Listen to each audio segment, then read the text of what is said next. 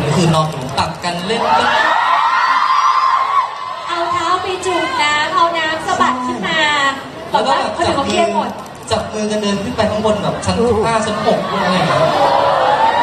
เดินขึ้นไปขนาดนั้นเลยเหรอ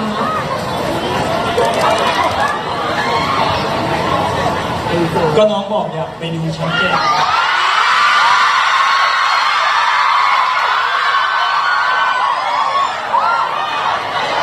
คือชั้น5มันสูงไม่พอขึ้นชั้น7เลยอ่ะใช่ครับใช่อันนี้พูดถึงน้ำตกใช่ไหมคะน้ำตกครับอ๋อแต่คือเดินขึ้นไป7ชั้นนี่มันสูงมากเลยนะคะ